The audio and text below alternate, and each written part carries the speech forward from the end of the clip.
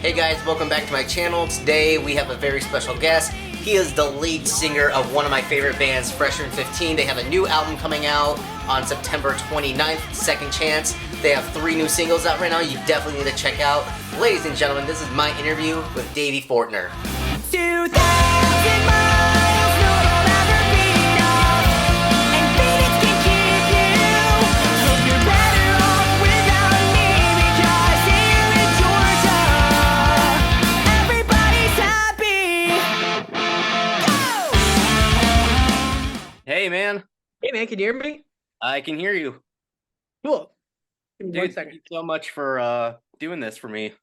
Oh, no problem, dude. Thanks for having me. This is the first interview I've done since one, sober, and two, since doing the new little known fact, Kiss is my favorite band. Oh, no way. Dude, 100%. Ace Frehley is why I play guitar. I love Frehley's Comet. I love Kiss, but Ace Frehley especially. They're honestly, so to be honest, Kiss is actually my second all-time favorite band. My first favorite all-time band is actually Bowling for Soup. Okay, I mean, you can't hate there. I mean, Yeah. they are, well, yeah, of course, an amazing band. Yeah. But I can't speak enough about how just awesome people they are. It's just, Yeah. one of the last tours we did before the big hiatus or whatever was with them, and it's insane how incredible those dudes are. Yeah, I've actually met them 3 separate times, and yeah, each time it's just like they're like the nicest dudes. Because like I was thinking about it because I went and saw them. Have you seen them on this tour? Not yet because I'm in Omaha and they haven't come to Omaha. Like, Okay, it's so stupid. All my favorite bands have gone on tour this year. None of them come near Omaha. And it's just like, I bet. I don't even think we've in our run we ever played Omaha either. But are they coming there on the tour? they're not. So I just Are you gonna try to go like to like any of the shows like far away? Like how close do they come to Omaha? I think the closest they were like, I think it was, I want to say Denver was. Okay. So it's How not far of a it's like a 7-hour drive. So that's yeah, but anyways, yeah, I just want to get right into it. I actually wanted to talk about that Bowling for Soup tour. I was just like, it's very, very rare where I go to the show and like one of the opening bands like really impressed me and I become a fan afterwards. That show, because you guys did it with, I mean, it was Bowling for Soup and Patent Pending and you guys. And what a fun tour, Jesus. it was honestly still to this day one of the best shows I ever went to. And I was just like, I think that's the only time where both of the opening acts I left and I was just like, holy crap, I love both of those bands were amazing. And You never heard of Patent Pending either? yeah, not until that Bowling for Soup tour. And then like you guys just like, you guys killed it, Patent Pending killed it, Bowling for Soup. And I think that was like the first time seeing Bowling for Soup too. So it was just like it was just a crazy night for me. But Did that come did that come to Omaha? yeah, that was actually one of the shows that came to Omaha. Yeah. That's awesome. So yeah, but yeah, I've been listening to you guys ever since that tour. Ever since, so yeah, like that was like 2013.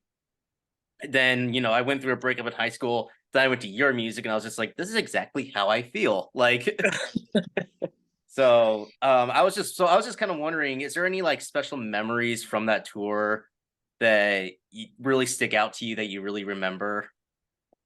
Yeah, for sure. So speaking of just how kind Bowling for Soup are, the first day you get to the venue and then we meet Bowling for Soup, of course, super nice guys. And they pointed at their tour bus. Of course, we're in a shitty van. They pointed at their tour bus. They're like, that bus, that's your bus. You can walk on that thing anytime you want. If we're on it, if we're not, it doesn't matter. This is a family that we're gonna be on this tour, and just know that there's nothing really off limits here. Come hang out with us, come chill, hang out. Like we just want to make you feel welcome. And they did. And that wasn't like a front. And I was gonna say that when you're talking about it before, it's like when you go to see Bowling for Soup, you feel like you're just not their fan, you're like friends with them almost. And they make you feel that way. They made us feel that way the whole tour. And of course we had known Patent Pending before then, but just having just being that was literally like the funnest tour I've ever done, just because it was just so fun. All the bands were so good. Um and yeah, so every night they have, I think they still do it. Yeah, I just saw them. They do a photo op where they just take a second out and then they would invite the whole tour out on stage and they would just take 10, 10, 15 minutes. I'm sure we did it in Omaha where like we just get on there and we pose Right, for the yeah. back of the stage. And just doing that every night was just super cool. And yeah, getting to see Jared again after all this time was really cool. But yeah, that whole tour was just incredible. And just a really way to go out. So I don't know why I decided to do it again. I should have just left it with the Bullet for Soup tour. But yeah, here I am trying it again. So I'm assuming then you're still in contact with Jared and all the guys. Yeah. So yeah, Rob, our guitarist, he played for us for a long time. He plays bass and Patent Pending, and then Bowling for Soup now as well. Yeah. So yeah, I'm still tight with those guys. I hadn't seen Jared since the Bowling for Soup tour, but I've seen Rob a few times. We've went to like Universal Studios and stuff like that. So I've always been really close with Rob Filicetti, who plays bass in Bowling for Soup. But yeah, so we're still in contact a little bit. Nice. Well, I'm really hoping that Bowling for Soup takes you on another tour because that'd be amazing to see with them again. I've heard that. I've heard that a couple times, and I'm like, I Oh, don't want really? to be that. I don't want to be that guy. I'd be like, yeah, you guys want to? I'm not gonna do that. But God, I would of course love to do it. It would be insanely fun. Yeah. If you ask me, I find no coincidence that Blink-182 and Fresh and 15 are coming back the same year.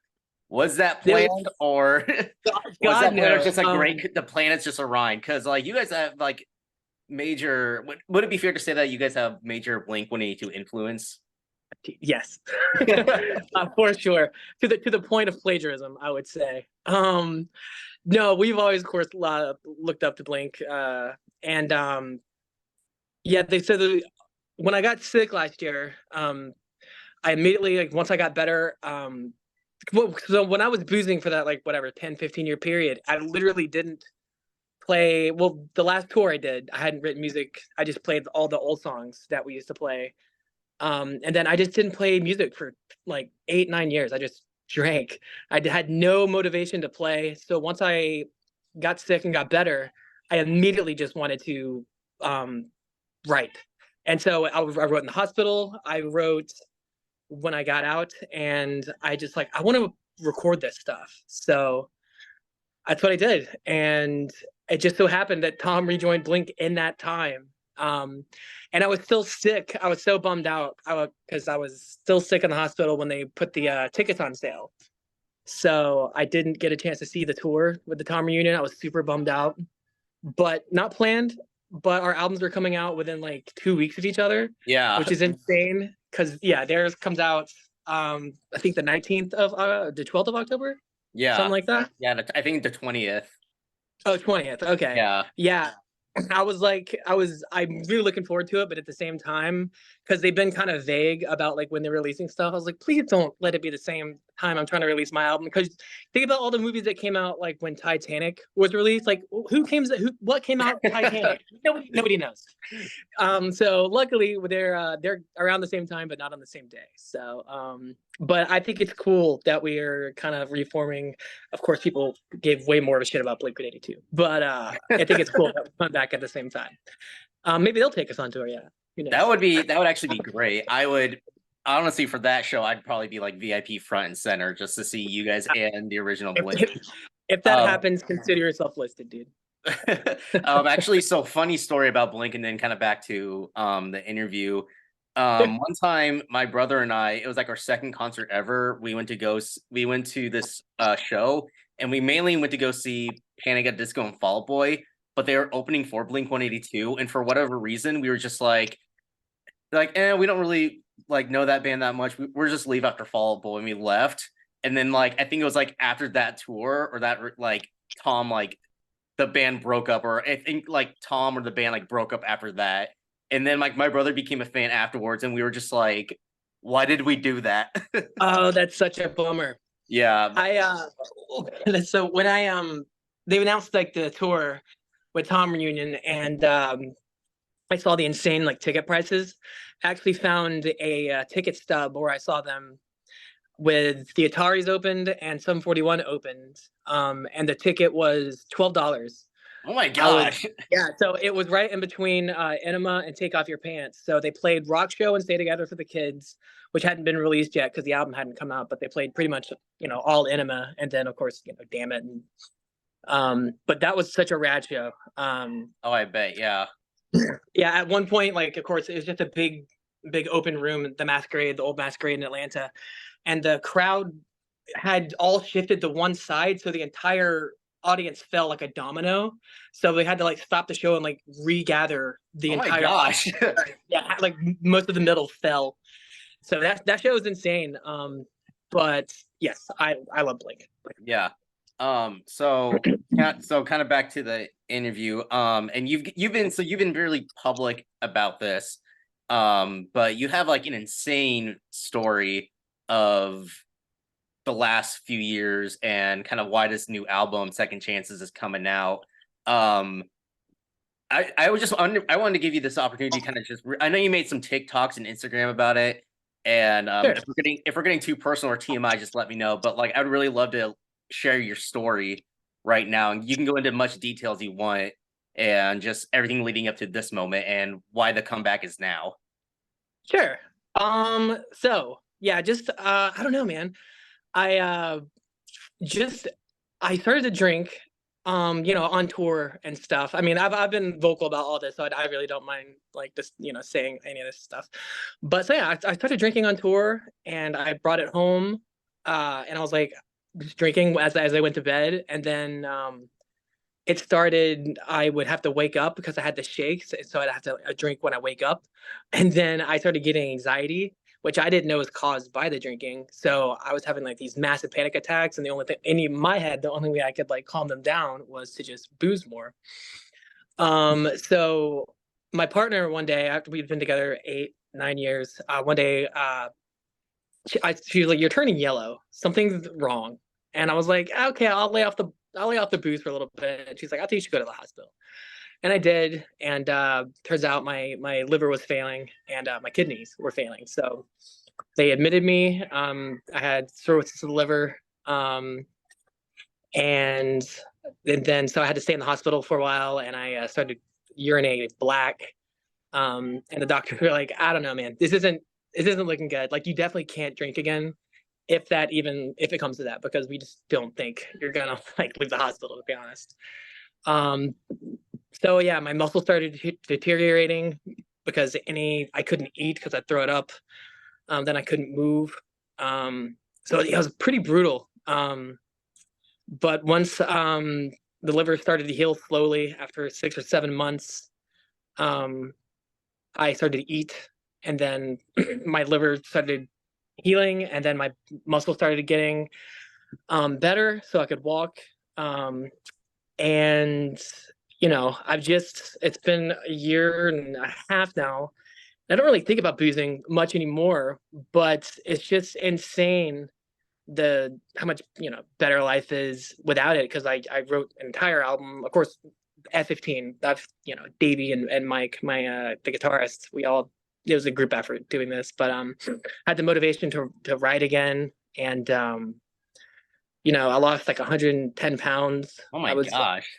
Yeah. I mean, most of that, I mean, I do run, like I do a lot of cardio, and I do the gym a lot now, but I had a big head start by my body giving up on me. So I lost like 100 pounds like really quickly.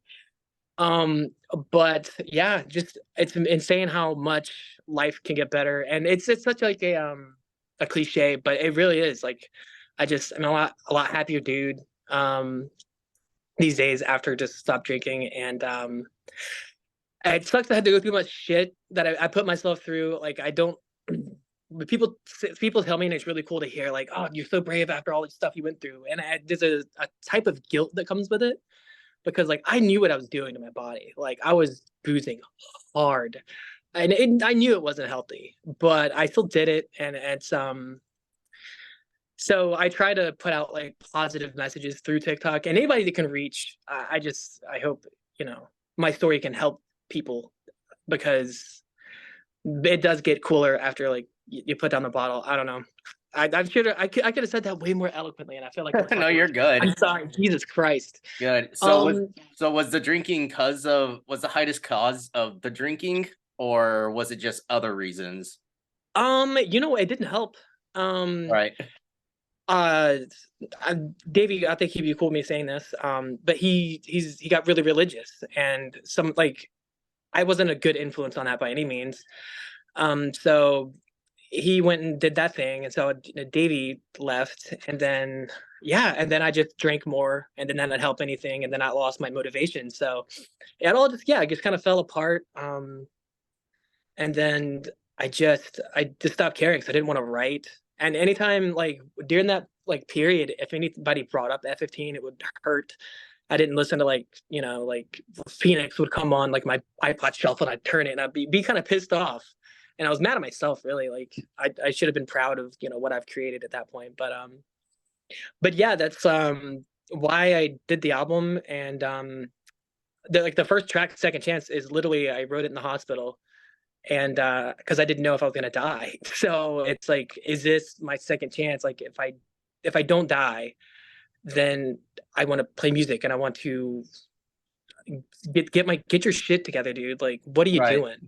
Right. Like you're cutting your life off. You're never gonna have kids. I mentioned having a daughter in the song, and it's just like you're not gonna have a daughter. Like you're not gonna have any. You're gonna die.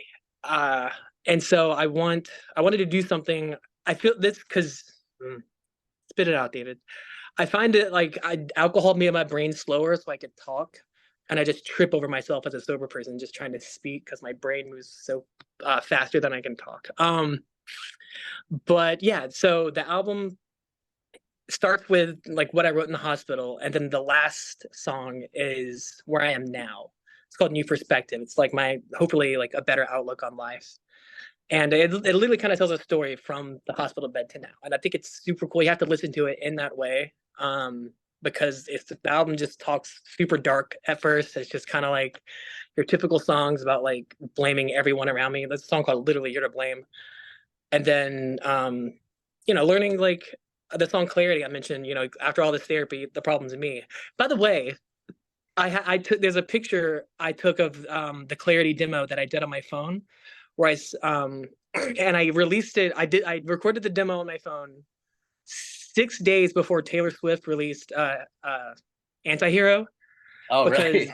yeah, because I wrote after all this therapy, I realized the problem's me, and then of course she comes out with a few days later, "Hi, I'm the problem. It's me," and I'm like, dude, everybody's gonna think I ripped off T Swift because I love T Swift, and it totally looks like I stole that line, but I did not.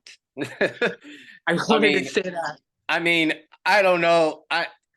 I'm not really a Taylor Swift fan, but I'm Fair. pretty sure she has not gone through what you have gone through in the last like few years. That's true. That's true. So Well, because she I had her shit together. I fucked up.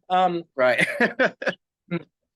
But yeah, in kind of a nutshell, that's kind of went down. I moved back to the folks' house because I was living in New York at the time, and there was the liver team in Atlanta is well renowned in the states of like one of the best, Piedmont or Emory, but I went to Piedmont. So yeah, I moved back in with the folks, and was right here, and like the liver team at Piedmont, dude, they were so gnarly. Like they really like whipped me back into shape. So I can't say enough about the Piedmont team. But so yeah, and now we've released 3 singles. People seem to give a shit. It seems people like it, and the album comes out in 5 days. I'm very anxious and kind of nervous because it's self-produced. We did it ourselves. Right. So if it sucks, it falls on us. And it's such like a personal album, like I pretty much lay it out all out there. So hopefully Right. it resonates with Well, people. well, I loved all the songs, the 3 songs so far. And Awesome. I'm glad I do because I mean, like, I literally been waiting for your guys' third album since like 2013 when I started listening to you or whatever. And I was Fair just enough. like, and I remember, and like, I've been listening to you guys consistently since then. Um, and it's just like, I've always kind of been like, man, I wonder like what happened to Freshman 15? They were so great. And then I see your story and the dots kind of connected and everything, but I I think you posted the other day or maybe a couple weeks ago that you were like over a year sober now. Yeah, a year and 6, 7 months. So yeah, it was April 20th of last year. Was the day like the first day of like no boozing. Oh, nice. Congratulations. You look Yeah, fantastic, thanks, by dude. the way. Thanks, man. Yeah, I mean, it's crazy because little about me, back in 2020, I lost like 80 pounds because I was pretty Okay. overweight. And so like you saying like how much happier you can be because of, like something as simple as a weight loss, like it is incredible how like Yeah. different you feel and look and seeing like for me it's like I see a picture of myself and I'm just like, huh, I look good. Like Yeah, yeah. Did you um see that one picture? Like once I put it up on a TikTok, and I wasn't even like sick at the time. I was just heavy, man. And I look yeah, at it, Jesus, dude. yeah. Was Like, that the one where it was like the side by side of I think you were pretty there's one where you put their side by side that you're pretty yellow. yeah, no, that one I was very sick. There was one I put up of it was just me at a wedding where I wasn't like shirtless or anything. It was just me like in a tuxedo. But I made sure like when I was that heavy, like I untagged every photo. I didn't want anybody to see me like that, like out of shape and terrible looking. So, but yeah, you're right. You just you carry yourself different. You're that's one thing. But of course, the no boozing, I had that on top. But yeah, losing weight is and just being healthier is good. But man, the sweets, that's the one thing is like they Yeah. don't tell you quit boozing that sugar that was in booze. Like I just all I think about is chocolate, dude. Like Reese's in particular. I love Reese's. It's bananas. But yeah, congratulations on your weight loss, dude. That's rad. Thanks, man. I appreciate that. These like exercise and eating well and all that good Yeah, stuff. and then yeah, it was honestly like for me it was more portion control rather than like just like eating healthy to be honest. Like and it was just making better like wise decisions. And then yeah, it's like people like would ask me like how are you doing it? And I was just like exercise and eating right. And Yeah, it like is. It is and they look at such me a like I'm cliche. and they like kind of look at me like I'm wrong. And I'm just like, no, that's it's like middle it's like elementary school science, health. Like that's literally It like is. Yeah. it is like and then yeah, there's You hear some it all the time. yeah, Diet and and then there exercise. was Like, some fat burner supplements that I was on that I took some too that I still take to this day just to like keep me in shape and stuff like that. But I was like on two separate, like really strong, like fat burners. So it was that and working out and just eating right. And like I lost it pretty fast. So well, that's killer. yeah. So back to the freshman 15 stuff. Sure. Um the other Davey is involved with this album, right? Oh yeah, I played bass. So we never done an album like this, and I don't know if I'd do it again. It's such an odd thing because I don't have any equipment of my own really. And Davey has a decent setup, and then Mike, the guitarist, he has a really dope setup. So Davey lives in Virginia Beach. I would send him like acoustic or electric ideas of my songs, and he would map it out and demo it to me and be like, all right, we need to change this, change this. He would change that. So we'd have the song pretty much down, and I would just listen to that over and over. And then we'd do that for all 10 songs. We demo it that way. And then by the time I flew up to Pittsburgh to Mike, he'd have the drums all mapped out. We used electronic drums, like we didn't have a drummer, or we have a drummer, but it's just so much. I mean, easy like inexpensive to do it, to write them out these days. Right. But we had input from Dave, our drummer, Dave Nine, about drum parts and stuff like that. And then so I went up there. I recorded the guitars. Davey sent him the bass tracks from his studio, and then I recorded the vocals. And then Mike, the guitar slash producer that I flew to Pittsburgh, would mix it all, and he would send it, and I would do revisions to me, and then he would go back and revise it, and then finally, it took about a year of working together like that, which was kind of painstaking, but in the end, I think it saved us a lot of money, and we got to do it our way, and Right. so, um, but I think it turned out awesome. I hope everybody thinks so. Like I said, the three singles have done really well. Claire in particular, which is really cool because that song's very personal to me. Right. Um, but yeah, I'm really excited. Yeah. So when you so yeah, Freshman 15 hasn't made music in a long time. What was kind of Davey's reaction when you told him like, or how did that come up of like, hey, let's get the band back together, let's do this again? Well, so Davey and I, through everything, never stopped talking, um, or became like, not friends. We've always been there, even through that time where I wasn't playing music. He would come to Florida where I lived at the time, and he would try to get me to write, but just my brain and my state of mind just wasn't in it. So I would just get hammered, and we just end up playing like Blink covers. We'd go through like Enema of the State and just play acoustic the whole way through and see who would fuck up first or something. So it never worked. But once I got sick, he talked to me the whole time through that, and then I wrote Second Chance in the Hospital, and then I wrote another song, and I was like, I want to record. I want to do an album. I just said it. I wanted to do it, and he was like, okay, well, I can help in any way I can. And I was like, cool, well, let's write. I'll send you. And that's just kind of how I did it. I was like, I'll send you stuff, and we'll get Mike to do it, and record it in Pittsburgh. And so I pretty much forced him at gunpoint to make an album with me. It's kind of how it was. Yeah. But yeah. And he said, of course, I will do that. He's so devout to his like religion and stuff. He doesn't want to tour, which I'm still trying. If this album does anything, if there's demand for it, I'm gonna hold him at gunpoint to go on tour, because Right. no one to see F15 without Davey, Right. which is me and him. It's not me that I'm talking about, but it's so weird. We always got that like that both our names are Davey. His name was Davey before he joined Freshman 15, and so was mine. We went by Nice. Davey. But it's such a weird thing, Yeah. that we both went by Davey, and we're like, I'm not changing it. He's like, I'm not either. And I was like, okay, fine. We'll just both be Davey, I guess. Yeah.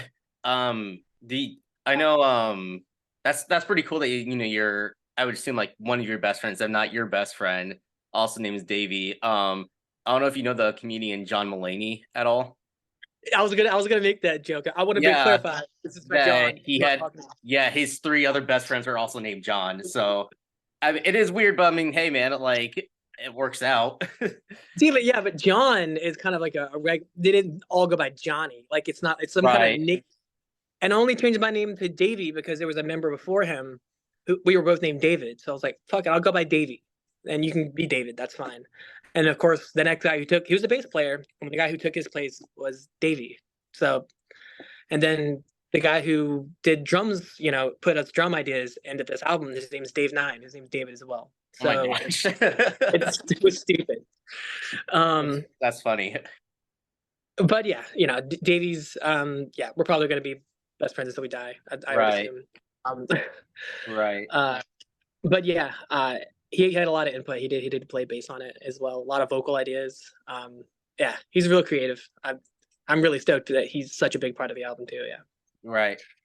And then so one last thing about your kind of story and everything. If there's any message that you can send out to anyone who might be going through something similar, even if it's not alcoholism, but like what advice or message would you like want to tell them? Like, man, that's such a. So all I can say is, it does. Everything is a cliche, but it's a cliche for a reason. Like it does get better. So yeah, I was hit really hard right before I got sick. That relationship that had been about 9 years, she ended it. Rightfully so. I was just a drunk who wasn't doing anything. She fell in love with me because I played music, and I had that. It's like I was. She not because I was a musician, but she loved that passion that I had, and I Right. drink that out of it. Like so that wasn't a thing anymore. And so she was like, I can't just sit here and watch you kill yourself anymore. And so she broke up with me. And then 2 weeks later, I was diagnosed with cirrhosis of the liver. And the cat we had together died. He was just randomly just got sick. He got kidney disease and died. And so I was hit with a 1, 2, 3 punch of getting broken up with, the liver disease, and the cat. And then of course I got very sick and I couldn't move and all this. So with all that being said, I was dealt a real shitty hand, like all at once. much of my own doing. I've always said that, like it's just my fault. But um, it does get better. Like I wanted to die. Like I did. Like I'm not a suicidal person, and I don't take that lightly for anybody who does have those thoughts. But I just wanted it hurt. My body was in so much pain. Uh, Emotionally, I was in so much pain. I'm like, dude, I just want to die. This sucks. Everything Right. sucks. But you keep going, and it does get better. And the world's better with you in it. To anybody who's going, this, like, if you think you're like wit's end and everything sucks, it does get better. Um, and yeah, I think that's a good positive message to send. And I think it's a good thing to believe. Nice. Awesome. And then so then one last thing I want to touch on, the new album Second Chances comes out this Friday. What song are you most excited for people to hear that's not been released yet? Second chance. Second Chance. All right. Chance. And it's so I wanted to open with something that kind of gripped you into my story and the story. But the closer as well, I'm really, for Fresh and 15 fans in particular, I'm really excited. I wanted to release this, but it would just be too much. I don't want to say too much because it's just, I'm really excited for F15 fans to hear the final song, but you got to sit through the album, unfortunately, for the end song to make sense. So start from beginning, go to the end, and it'll be worth it. I promise. But the ending song is so fucking cool. Dude, I've been waiting like over 10 years for this album. So I mean, like, I will sit through it all. I'm so excited for you to listen to the last song. Yeah, I mean, like, I create I'm I'm not trying to bring up myself or anything, but I do create music myself. I do kind of like alternative rock, pop punk, but there's have been time where I just like try and write a song. I'm like, okay, like what would be like a Blink Freshman 15 song idea, and then kind of go with that. So you guys have been like inspiring me the last few years, even if you haven't been noting it. So thank you for that, for just being an artist and stuff like that. But yeah, that's pretty much all I have question wise and everything. Thank you so much for doing this. New album Second Chances comes out what is that day? It is the 29th. Oh, that's my sister's birthday. That's funny. Oh, sick. Happy birthday to her. Yeah, you have to listen to you on that day.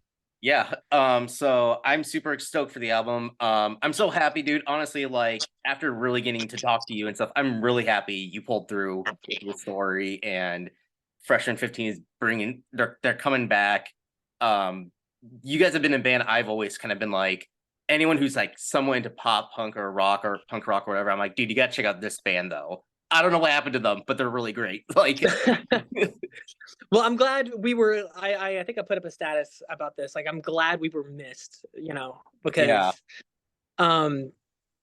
I got really depressed during that time where I was drinking and alcohol as a depressant, and I was like, nobody really liked this. Nobody cared that we were gone. And then so once we did come back, people gave a shit, and I was like, oh, people did care. Oh, so it's a really cool feeling, and I'm really excited for you guys to hear this album. I think it's gonna do well. Nice. Any last messages you want to plug or shout out or anything like that? Yes. Second Chance, September 29th. Go listen to it. Learn the songs, because who knows, if the demand's there. I would love to do an F15 tour with some friends and just have a blast and do it and not get blackout drunk every night, and just have fun with my friends and do it for the reason that I started playing music in the first place, which is just to have fun. And then with this album is actually, trying to send a positive message. So hopefully you do both at the same time. Right. I should say, let's, plug Jared Reddick's Twitter, Facebook feed and tell them to get you guys back on tour with them. I mean, they've done 2 tours already with Les and Jake. They can bring Freshman 15 on for a second. True. God, I love Les and Jake too, though. Yeah, no, I love them too. I've also met the Roger, the bass player from 50. Les and Jake, super nice guy as well. So When we did Warp Tour 2011, they ran the bar at the end of the night. Like there's always a party after Warp Tour ends right. for all the bands and crew, and they ran the bar. And of course, I visited there frequently. But yeah, so I went up to them, and oh God, I was such a nerd. I was, they're just trying to serve drinks to the entire Warp Tour. And I'm like, Borders and Boundaries is like my favorite album of all time. And like, they were like, cool, dude, keep it moving. They were so busy. Like I blew it. I fucking blew it. Like, what are you doing? And I never got a chance to like really talk to him after that. I just kind of got my drink and like went about my day. But yeah, they had other shit to do. Gotcha. All right. Well, thank you so much, Davey. I'm super pumped for this album. I can't believe it's finally here after years of waiting. I don't want to take any more of your time up. Again, thank you so much for doing this for me. Thank you for doing this. This is really cool to do. One I'm going to remember, actually. And just before I go, what is your favorite Kiss album? Oh God, I know this is cliche, but Destroyer. Okay. I see that would be so. When I get bored or like when I'm eating dinner, I love to just go on YouTube and look up Kiss albums ranked. I want to see what, because I'm a huge Kiss fan. Like I love to see what everybody else stands is. I get this. Rock and Roll Over is probably mine because Great Expectations, can't do it, man. Song. I will admit, the first time I heard that, I was just like, I remember the first time I heard that when I was like in 4th grade. I was just like, am I listening to the right album? Like, Yeah. like it threw me off so much. I was like, what is this? Like Gene would have to put Clutching Your Breast in there. Like, what are you doing, dude? Right. Yeah. But other than that, I do really honestly love their very first album as well. The production, it kills me because it sounds like so weak compared to like when you listen to it live. Dude, yeah, but the Deuce riff sounds so weak. Yeah, I know. There's like barely any distortion on the guitar. This is like exactly kind of funny, but they do have like great songs like Nothing to Lose and dude, but they're just better on the live. Let Me Know, of course, isn't on a live, but right. I like people like to shit on the Elder. I like the Elder. Haters can go kick rocks. There's some musically genius moments on that album. Like it takes a while for me to get used to it and stuff like that, but like there are some like pretty great like stuff on that album. Yeah, of course, Ace Dark Light I've always liked just because Ace is gonna rock no matter what. So he did Dark Light. But I like Just a Boy songs, cheesy, and Paul hit some gnarly notes. Yeah. But I don't know. I've always liked the Elder. People can get out of here. Okay, sorry. I just wanted to get your opinion on that. So yeah, Destroyer. It's not a terrible pick at all. It's popular for a reason. Right. I mean, it just has classics. I mean, it has Beth, Shout It Out Loud, Detroit Rock City, King of the Nighttime World. Like it has great songs. I mean, those pre-Alive 2 albums, all of them, Destroyer, Rock and Roll Over, and Love Gun. They're all just right. Yeah. Pretty much bangers. So yeah, honestly, like 70s era Kiss is my favorite era. But dude, you can 80s era Kiss. Man, so many bad songs, terrible songs. Yeah, other than like the ones that made it big, like Heaven's on Fire and Lick It Up. I've always like on the 8th Day from Lick It Up. That's a great song. Never really made it big, but yeah, 80s Kiss sucks. I like the Return album, even though Peter and Ace didn't really play on it. Psycho Circus, pretty good album. Yeah, I don't know why. I honestly I love Kiss, but I don't know why they did that. So. Well, see, and that's why I cannot get into Monster or Sonic Boom just because I'm not. I mean, Thayer is a great player and everything, and so is Singer. I mean, I love Revenge. I think Eric Singer is great, but I just can't get into Sonic Boom or Monster. That's fair. All right, well, have a good night, Davey. I just wanted to pick your brain. I'm sorry, dude. You're fine. You're fine. I never get to pick anybody's brain about Kiss because somebody goes to shit. We'll schedule a second interview. We can just talk about Kiss then the entire time. Yeah, we'll talk about post Second Chance and see how stuff is going for sure. Because okay, dude, sounds great. Thanks so much, man. Have a good night. Thank you, Nate. All right, bye.